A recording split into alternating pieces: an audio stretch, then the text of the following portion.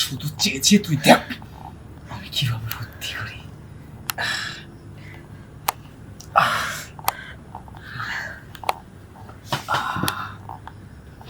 অনেক ভর্তি করবো। হ্যাঁ, আর দেরি করেন না, চালু আহেন। আচ্ছা ঠিক আছে। আমার আর তোর সইতেছে না। আচ্ছা ঠিক আছে আয়।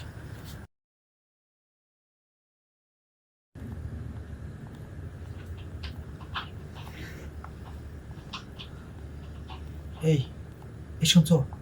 এই বলো কি হয়েছে? বলতেছিলাম কি, আসো না একটু, আসো। তুমি কি বুঝতেছো না যে আমি এমনি আমার পেটলে চলতে পারতেছি না, আবার এসব তুমি বলতেছো? তুমি কি আমার বিষয়টা বুঝতেছো না? দেখো মেজাজটা খারাপ করবে না বলছি, একটু আসো, 5 মিনিটই তো শেষ হয়ে যাবো। আসো, কিছুই হবো না, আস্তে আস্তে যাবো, আসো। ডাক্তার কি বলছে শোনো নাই? যে এই সময় আমাদের ফাঁকাফাঁকি থাকতে হবে, মেলামেশা করা যাইব না। তুমি কি চাও না যে আমাদের বাচ্চাটা ভালোভাবে দুনিয়াতে আসুক? শোনো, আমি যা বলি তাই শুনবা।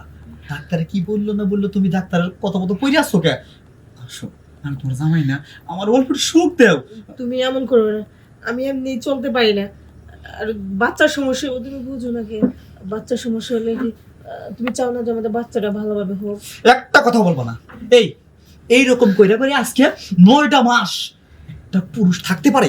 তুমি বলো, ডাক্তার তোমার কি একটা পরামর্শ দিচ্ছে? সেদিনকে পর থেকে আজকে তুমি 9টা মাস, আমি আর পারতাছি না।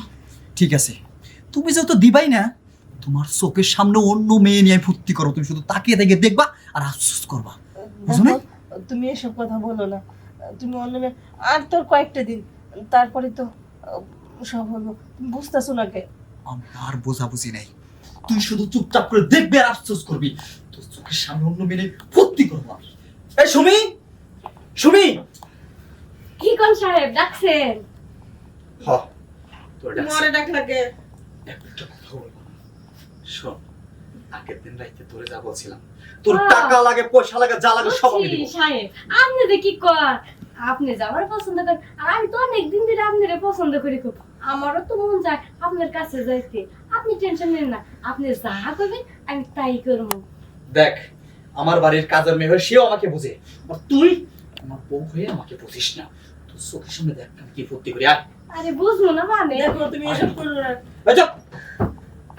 ভাবি, আপনি শুধু প্রেগনেন্ট মানুষ, আপনি তো বাইরে সুখ দিবারে পারেন না, কথা কইেন না। আমি একটু সুখ দিই, আপনি কাছে চাইছে আরে তুই তো বুঝোস আমার এখন কি অবস্থা। তুই এই একটা কথা বলবো না। তুই এসব চুপ। করিস না। আরে ভাই ও কত কষ্ট করে রয়েছে, আর কত থাকবো, ঠিক না ভাই? হ্যাঁ, খুব। একটা কথা বলি, তুই শুধু চুপচাপ করে দেখবি আর চলবি। শান্ততা বাকি। হ্যাঁ, টাকা পয়সা নিয়ে তুই কোনো চিন্তা করিস না, শুধু আমাকে একটু সুখ দিবি, টাকা পয়সা যা লাগে সবই দিব। আরে টাকা পয়সা কিছুই লাগবে না, তোমারও আমার পছন্দ, তুমি আমার পছন্দ করো, খালি মন ভরে একটু সুখ দিবে, তাই চলবো। শোন, তুই যে কাজের মেয়ে আমি কিন্তু ভাবিনি। এই যে আমার বাবা একটা বিয়া করাই দিছে, 1 মাস মাইজে যেতে প্রেগনেন্ট, না পালাম আমার শারীরিক সুখ, কিছুই হলো না আমার দিয়ে। আসলে কাজটা ভাবি ঠিক করে নাই।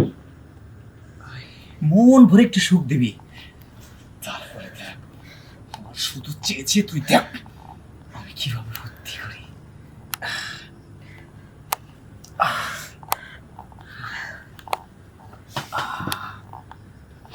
অনেক ভর্তি করবো। হ্যাঁ, আর দেরি করেন না, চালু আহেন। আচ্ছা ঠিক আছে। আমার আর তোর সইতেছে না। আচ্ছা ঠিক আছে, আয় আয়। দাঁড়ান, থামেন, আপনি পাগল হয়েছেন নাকি? কি শুরু করছেন? কাজের সময় দিবি মাথাটা একদম নষ্ট কইরা। ভাবছিলাম যে এই 9 মাসের জ্বালাটা তুলে দে ম্যাডামু, তুই কাজের থেকে আমার দমক দাস। এই, আপনার ধমক দিছি না বেশ করছি, কারণ আপনার ধমকের উপযুক্ত। আপনি এটা কি করতেছেন সাহেব? আজ 5টা বছর ধরে আপনার বাড়িতে কাজ করি, আর আপনার বউ হচ্ছে প্রেগনেন্ট। আপনার এই অসুস্থ বউ পাশে রেখা আপনি আপনার ক্ষুধা মিটাইতেছেন? সি, এটা কখনো ভাবি নাই সাহেব। দেখেন, আপনার বউ এই যে একটা গর্ভবতী একটা বাচ্চা, আপনার সন্তান সুস্থ রাখার জন্য, ভালো রাখার জন্য এত কষ্ট করতেছে আর আপনি কি না ছি ছি ভাবতেও অবাক লাগে আপনি পাগল হয়ে গেছেন আজকে আপনার জন্য আপনার বউ এত কষ্ট করতেছে একটাবারও আপনার বউর কথা ভাবলেন না ছি আপনি পুরুষ জাতি কলঙ্ক আপনাকে পুরুষ ভাবতেও আমার ঘৃণা লাগতেছে ছি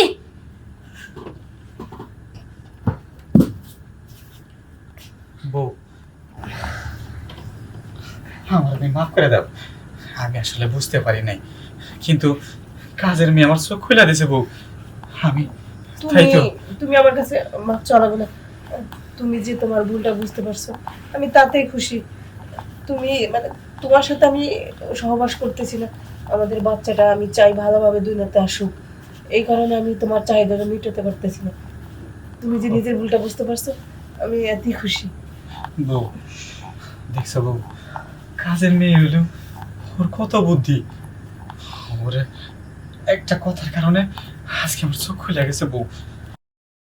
আমিও তো কোনো না কোনো নারীর গর্বেই জন্ম নিছি বউ, আমার ভুল হয়ে গেছে, আমার জীবনে ভুল কাজ করবো না বউ। আমি এখন থেকে তোমার পাশে পাশে থাকবো, আমাকে এই যে নবগত শিশু আসতেছে সব সময় ওর ভালো মন্দ দেখার দেখতে আমার বউ, আমি আর পাপ কাজ করবো না, তুমি আমার ক্ষমা করে দাও বউ। তুমি আমার কাছে ক্ষমার চেয়ে আর আমাকে লজ্জা দিও না, তুমি নিজের ভুল বুঝতে পারছো আমি এতই খুশি। কান্না করো না।